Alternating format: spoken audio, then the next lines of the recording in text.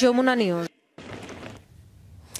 এদিকে পাক ভারত উত্তেজনার মাঝে বিপাকে পড়েছেন লাখ লাখ বিমানযাত্রী। ভারত পাকিস্তান দুদেশেই সাময়িকভাবে বন্ধ করে দেওয়া হয়েছে বেশ কয়েকটি বিমানবন্দর। বাতিল হয়েছে বহু আন্তর্জাতিক ও অভ্যন্তরীণ ফ্লাইট।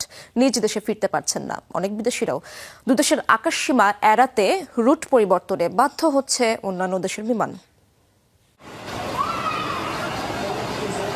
রুশ নাগরিক সার্জেই জিকোভ পাকিস্তানে এসে আটকে গেছেন পাক ভারত যুদ্ধের জেরে। ফিরতে পারছেন না নিজ দেশে, জানেন না কবে ফিরতে পারবেন বাড়ি। ফ্লাইট বাতিলে ব্যাপক অনিশ্চয়তা নিয়ে করাচি বিমানবন্দরে অপেক্ষা।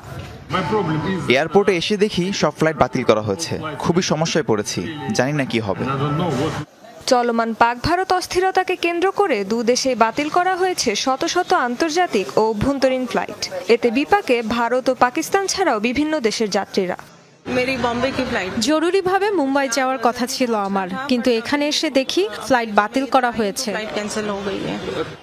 উত্তর পশ্চিম ও মধ্য ভারতে 10 মে পর্যন্ত সাময়িকভাবে বন্ধ ঘোষণা করা হয়েছে 27টি বিমানবন্দর। বাতিল হয়েছে 400-র বেশি ফ্লাইট। পাকিস্তানেও সাময়িকভাবে বন্ধ ইসলামাবাদ, করাচি, লাহোর সহ বেশ কয়েকটি বিমানবন্দরের কার্যক্রম। এয়ারলাইন্সগুলোর পক্ষ থেকে জানানো হয়েছে বিমানবন্দরে যাওয়ার আগে যেন পরিস্থিতি সম্পর্কে জেনে নেন যাত্রীরা। শুধু ভারত ও পাকিস্তানের বিমান যাত্রাই নয়, অস্থিরতার কারণে ব্যাহত হচ্ছে বিভিন্ন দেশের আন্তর্জাতিক ফ্লাইট। রুট পরিবর্তনে বাধ্য হচ্ছে যুক্তরাষ্ট্র, দক্ষিণ কোরিয়া সহ অন্যান্য দেশের ফ্লাইটগুলো। রেজওয়ানা সাইমা, যমুনা নিউজ। পাকিস্তানে হামলা চালাতে গিয়ে কমপক্ষে $950 মিলিয়ন লোকসান হয়েছে ভারতের। শুধু 5 যুদ্ধ বিমান আর 1 ড্রোন ধ্বংস হওয়ার কারণেই বিশাল ক্ষয়ক্ষতির মুখে নয়াদিল্লি। পাকিস্তানি বাহিনীর গোলার আঘাতে প্রাণও গেছে 15 ভারতীয়র। ভারত সন্ত্রাসী আস্তানা নির্মূলের কথা বললেও কেবল বেসামরিক স্থাপনা আক্রান্ত হয়েছে বলে দাবি পাকিস্তানের। নিহতরাও সাধারণ মানুষ।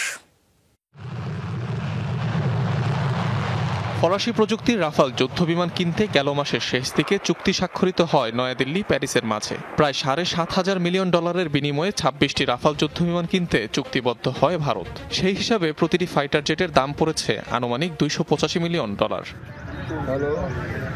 পাকিস্তানে হামলা চালাতে গিয়ে বিধ্বস্ত 5 যুদ্ধবিমানের মধ্যে 3টি রাফাল।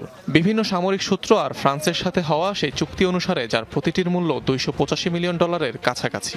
সেই হিসেবে মাত্র 25 মিনিটের ব্যবধানে মাটিতে মিশে যায় নয়াদিল্লির অন্তত $864 মিলিয়ন সামরিক সম্পদ।